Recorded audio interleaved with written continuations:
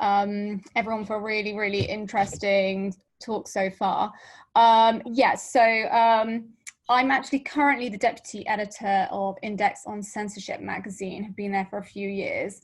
And for those who aren't familiar with Index on Censorship, we've been around for almost 50 years, and we chart censorship and free expression issues all around the world. And the magazine comes out every quarter and looks at all different places. Because of my background living in China, and I've written a book on China since, and because of having worked briefly in state media in China, I became very, very interested in censorship. So that's kind of how I've ended up where I am.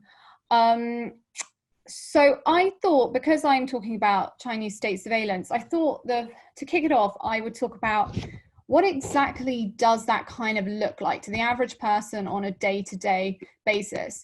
So I was having a little think. I was like, and I thought maybe everyone here could have a think about what they got up to in the last 24 hours, where they are. For me, yesterday morning, I woke up, I took my kid to nursery. I don't have to wear a mask on the streets right now. I'm not going to make a comment on whether that's good or bad for the UK government. I bumped into my neighbor who was just taking her bins out and she was like, oh, I shouldn't be outside. I've just been in Spain and I'm meant to be part of a 2-week quarantine. There weren't any policemen around or any cameras to spot her. I wasn't going to tell on her. Went back home, did some work, kind of had quite a normal day, to be honest. Apart from the fact that I'm working from home, which I wouldn't usually in a pandemic, but otherwise, there was nothing particularly intrusive in what I did. Now, if I was waking up in China's obviously a huge country, so this is not to talk of people who are waking up in, say, provinces like Xinjiang. Let's just say you're kind of a 30-something person waking up in a second-tier city in the central east of China. So maybe the first thing you do when you wake up is you flick on your mobile phone and you start looking at the news and at your WeChat and your Weibo, and great, there's all this great news. New hospitals have been built in record times. The cases of the virus are very, very low. The government's really got a grip on it. Employment is good. You might wonder how reliable it is, but you're not necessarily hearing anything too much to the contrary. Maybe you check social media, maybe something does contradict that, but then you check again. Maybe that post has vanished. You get ready, you leave the house. That's if you can. Let's assume you haven't been away recently and come back. If you've been abroad, you're probably in 2 weeks quarantine. You've probably been told that you have to sign up to an app that's going to track it. It will do that in a traffic light system. Green means you can finally go out. Red, you definitely can't go out. But let's say you've not been abroad recently, so you leave your house. There might be a camera that takes note of the fact that you've left your house. Once on the street, you've got to wear a mask. If you're not wearing a mask, maybe a passerby will tell you off, or maybe a drone will, or a village loudspeaker. Then you go to the subway. It's highly likely you're probably going to have to declare your identity on a mobile phone app before getting on the train. At the other end, you might go to a shop. You should expect your temperature to be checked on entry. Assuming it's fine, you're all good to go in. If not, you better go home, and you better go home straight away, because if you do a detour, facial recognition cameras might log what you look like. And if you don't go home, you might be followed and told you better go home and questioned as to why you haven't gone straight home. It's approaching lunchtime now. Maybe you're a bit hungry. So you're going to go to a restaurant for lunch. You'll likely be asked to scan a QR code. Will this information be shared? It could be. Let's say in the afternoon you want to meet some friends. You're all chatting. It's China, it's the summer, it's boiling hot. So you just take off your masks for a little bit. What if this is caught on camera? Moments later, you might be surrounded by authorities telling you off in a bid to re-educate you. Finally, after a day out, you return home. Again, the cameras on your street will probably take note of this. You settle down for the night. Maybe you want to post about what you've seen. Maybe, just maybe, you're not completely convinced that all of this surveillance is in your best interest and proportionate to the risk at hand. Well, you should probably think twice before you go and say that on social media. There can be serious repercussions for those who challenge the party line. Finally, you might have had a good day, you might have not come into contact with anyone with the virus, but there is a chance that your path has crossed you have crossed paths with someone else who's got a fever or has been infected. And if so, you might get a knock on your door and you might be told that from tomorrow you can't leave your house for several weeks. Maybe this all sounds far-fetched. Maybe for everyone that knows China, they're nodding. And for people who don't know China, they think that sounds about right. Or maybe they think this sounds far-fetched. But these are all things that are happening right now. So I'm just going to give you a few examples. In Tianjin, which is a city near Beijing, officials went door to door, tracing people linked to a department store outbreak in late Feb. And they used data from surveillance footage. More than 9,000 people were reached this way and were quarantined. The Global Times newspaper posted a video of drones following different residents in different areas of China who were given warnings shouting, you know, wear your mask, do your civic duty, why are you out the house? In Xiangtan, in Hunan, surveillance was used to locate a man found with a high temperature at a shopping center who slipped away on a motorbike. Officials tracked him using cameras and sent public security officers to tell him off. Cities including Shanghai and Shenzhen have started requirements that commuters must register in order to use the services. Only those declaring their identity on the app can take a train. Under pressure from local officials to control infection rates, building managers in different areas around China have installed many video cameras to track residents who are meant to be in quarantine.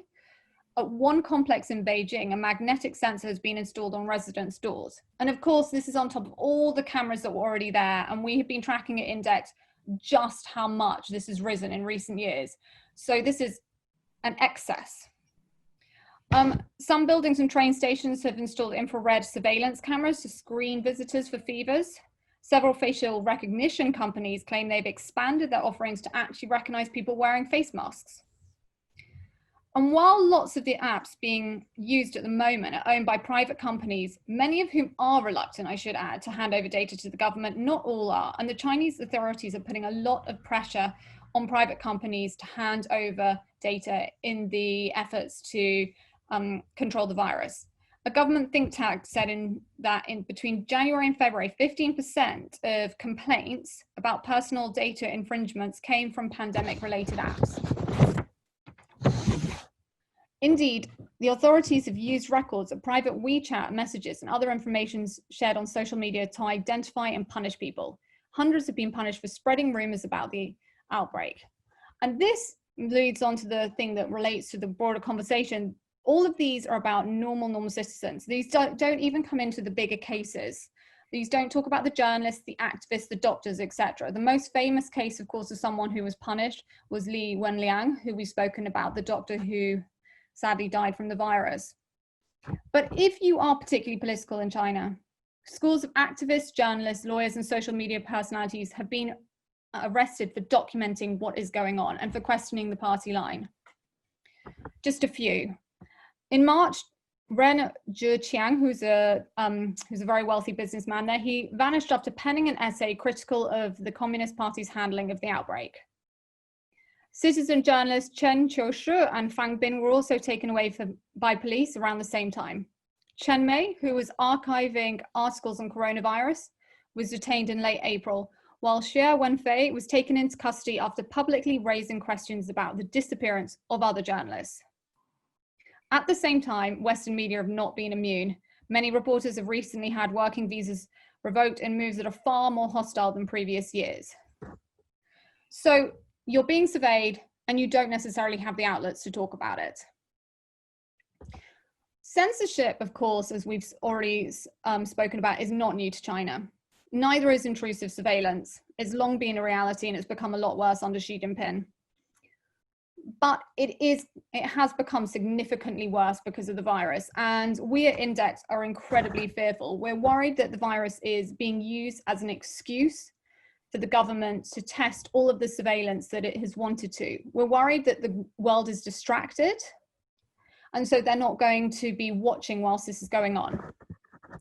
We're also worried that these measures are coming much closer to home. At Index on Censorship, back in March, we launched a map to track media violations called Disease Control.